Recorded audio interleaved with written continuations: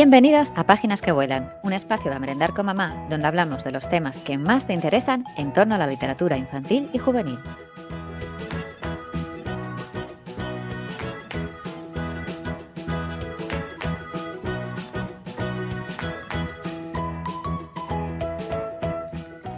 Soy Rocío Campos, periodista y escritora, y la intención de este espacio es que te relajes, disfrutes y dejes que las historias lleguen a ti.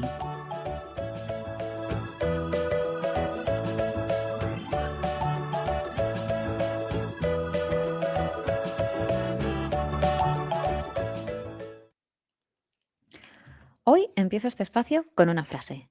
No me gusta leer. La temida frase. ¿Qué hacer ante un joven lector que dice que no le gusta leer? El último barómetro de hábitos de lectura muestra que cada vez más jóvenes entre 14 y 24 años leen, pero siempre ha habido y siempre habrá gente que no lee, que no le gusta, que no le interesa.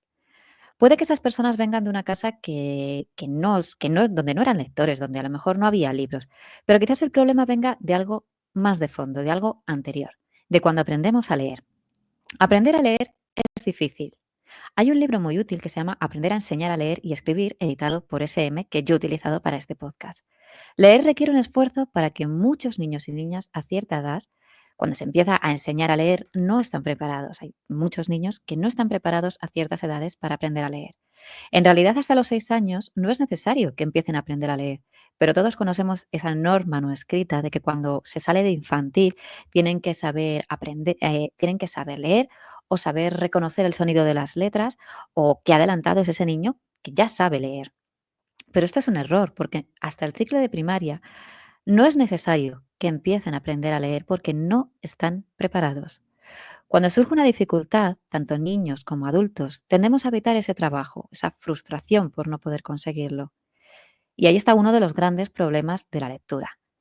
No podemos echarnos las manos a la cabeza porque a alguien no le guste leer, o creer que se han conseguido avances porque cada vez haya más jóvenes que leen.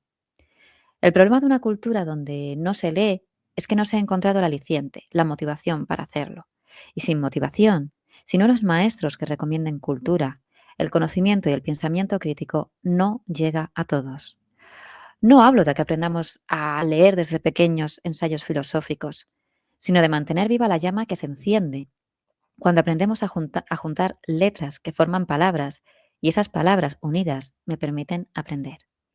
Hay un libro muy interesante también que se llama Neuroeducación y Lectura, de Francisco Mora, que es docente en neurociencia, que habla concretamente de esto, de que el cerebro solo aprende si hay emoción.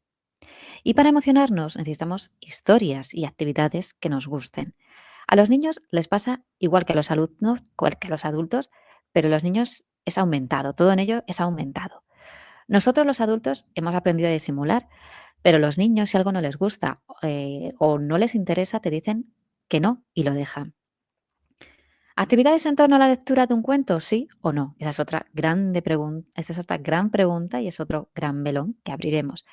Pero yo creo que sí, pero sin esa visión de obligar, sino de diversión, de aprendizaje. Por eso, si eres docente, si estás escuchando este podcast y eres docente, apúntate a la newsletter para profes y te mandaré ideas basadas en cuentos.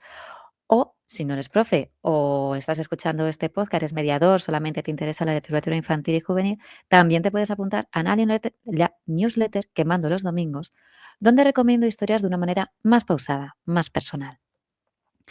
Aprender a leer es difícil, pero cuando se hace desde la motivación, desde la pasión y las ganas de aprender, se ponen las bases para formar grandes lectores. Y antes de terminar, ya sabes, una lectura. Esta semana o este mes te recomiendo Cuentos criminales, de Pedro Mañas, con ilustraciones de David Sierra y editado por Libre Albedrío. Es nuestra próxima lectura en el club de lectura que modeló la librería de Alicia, Lugares comunes para seres fantásticos. Es una novela infantil para lectores a partir de 8 años, donde un joven aspirante a policía se verá envuelto en varios casos criminales prácticamente desde que es bebé. Una divertida recopilación de cuentos que es ideal para esos lectores que buscan nuevos retos literarios. Y hasta aquí esta píldora sobre lectura de este primer programa de Páginas que Vuelan. Muchas gracias por acompañarme hasta aquí y deja que las páginas y las historias sigan volando. Te espero en el próximo programa de la hora de la merienda.